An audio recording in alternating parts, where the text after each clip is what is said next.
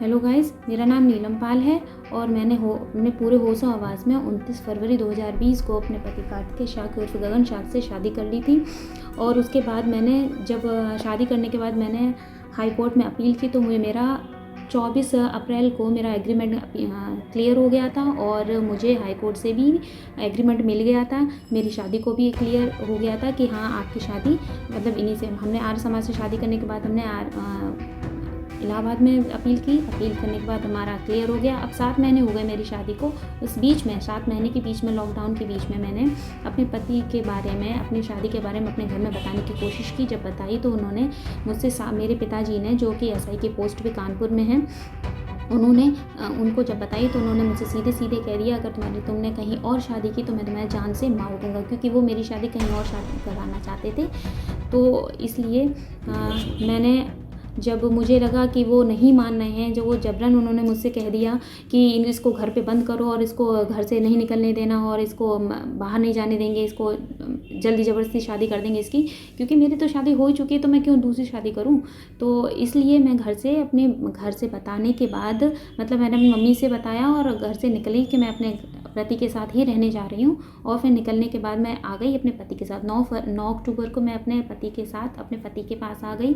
उसके बाद मैंने एसओ, एसपी और एसओ और डीएम से, इन तीनों के पास अपनी एप्लीकेशन दी थी, जिसमें मैंने ये बोला था कि मुझे मेरे मैके मालों की तरफ से मुझे जान माल का खतरा है, मेरे पति को खतरा है क्योंकि उन्होंने मुझे डायरेक्टली बोल दिया था कि मैं मार दूंगा, मेरे पिताजी ने, इसलिए।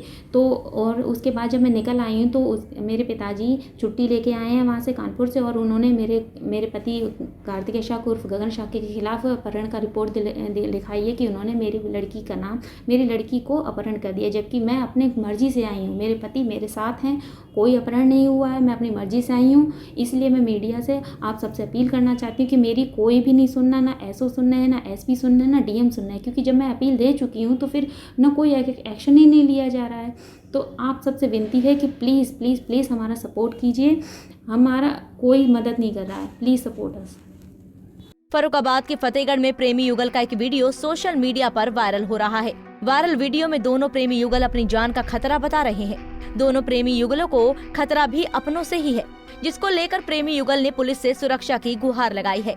नीलम पाल ने आरोप लगाया है कि उसके एसआई पिता नाहर सिंह पाल से उसकी और उसके पति की जान को खतरा है, जिसके चलते वीडियो वायरल कर पुलिस सुरक्षा की गुहार लगाई है। प्रेमी युगल ने इलाहाबाद उच्च न्यायालय सहित जिला अधिकारी और पुलिस अधीक्षक के अलावा प्रदेश के अन्य पुलिस अधिकारियों से भी सुरक्षा की अपील की है।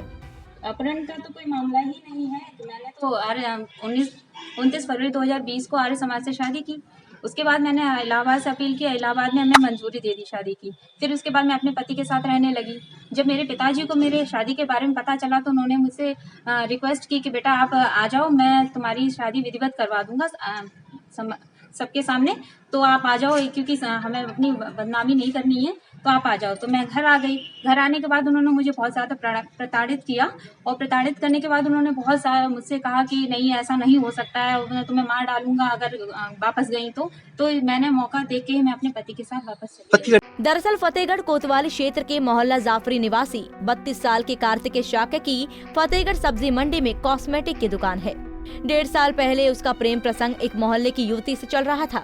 29 फरवरी को दोनों प्रेमी युगल ने आर्य समाज रीति से मंदिर में शादी कर ली और साथ रहने लगे। जब इस शादी की जानकारी नीलम पाल के पिता नाहर सिंह पाल को हुई तो उन्होंने अपनी बेटी को घर बुलाया और दोनों की शादी पूरे रीति रिवाज से करने की बात कही। लेकिन आरोप है कि बेटी के घर पहुंचने पर नाहर सिंह ने अपनी बेटी के साथ मारपीट शुरू कर दी और उसके पति को जान से मारने की धमकी दी, जिसके बाद बेटी अपने पति के साथ उसके घर चली गई।